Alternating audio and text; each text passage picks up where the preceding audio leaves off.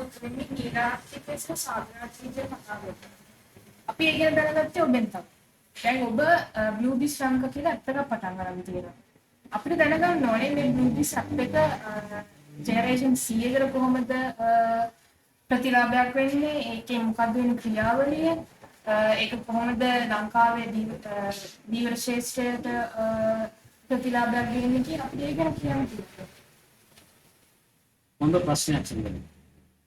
තාම හොඳ ප්‍රශ්නයක්. මොකද ඔබ ජෙනරේෂන් C එක තමයි ඔබලා නියෝජනය කරන්නේ. ඉදිරියට දැන් අපි ඔය නීලාර්ථිකේ සාගරාර්ථිකේ ඔක්කොම කතා කරලා තාම එන්නට ඉරියව්වට සහිත උපායනාවේ ප්‍රශ්නක් ඇවිල්ලා නැහැ නේද අපිට. මොකද අපි කොහොමද ඒක කරන්නේ ඕන ඔයගොල්ලන් ජෙනරේෂන් එකටම තමයි. ඔබලා ඇවිල්ලා ඩිජිටල් ලෝකේ ජීවත් වෙන අය. ඩිජිටල් ලෝකේ ජීවත් වෙන අය මේ ජීවන කර්මාන්තේ නැතිවෙන්න දෙන්නේ. ජීවන කර්මාන්තේ ඩිජිටලයිස් වෙනවා. ඩිජිටලයිස් වුණාම වෙන තීරි තාක්ෂණික උපක්‍රම නැතිව සම්පූර්ණ කර්මාන්තයෙන් වෙනස් වෙනවා.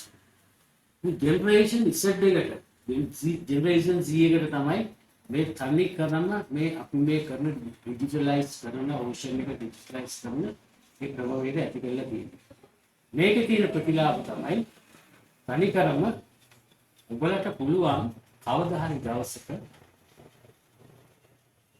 මුදල් සංසරණය නැතුව ඩිජිටලි මේ මත්ස්‍ය සම්පත වෙනම සාගර සම්පත කියවම තව තියෙනවා මත්ස්‍ය සම්පත නෙමෙයි තව තියෙනවා ඕෂන් මිනරල්ස්.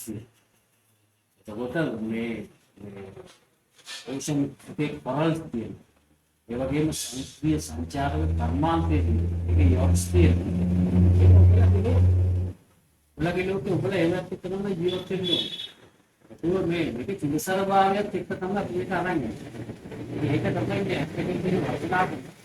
ඩිජිටල් ලෝකේ ජය ගන්න නම් ඉදිරියට මේ කර්මාන්තය රැක ගන්න නම් ඒක ඩිජිටලයිස් වෙනවා. මේකම චුටි පරිවිඩයක් ඔයගලට කියන්න. මේක අතාරින්න එපා. කිසිම විදිහකින් මේක අතාරින්න එපා.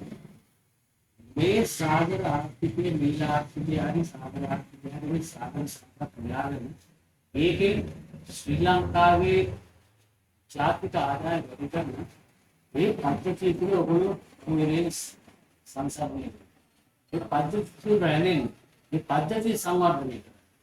ඔය සාගරයෙන් තමයි මොනවානේ දෙන්න අපිට ගොඩ යන්න තියෙන එකම මාර්ගය.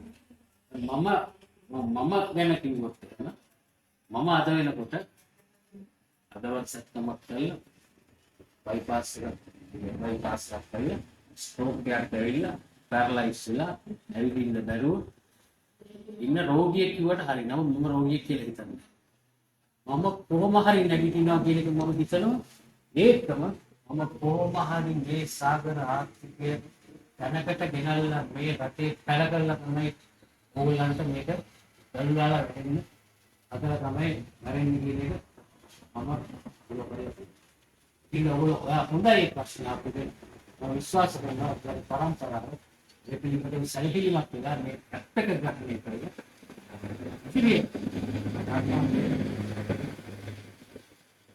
Thank you.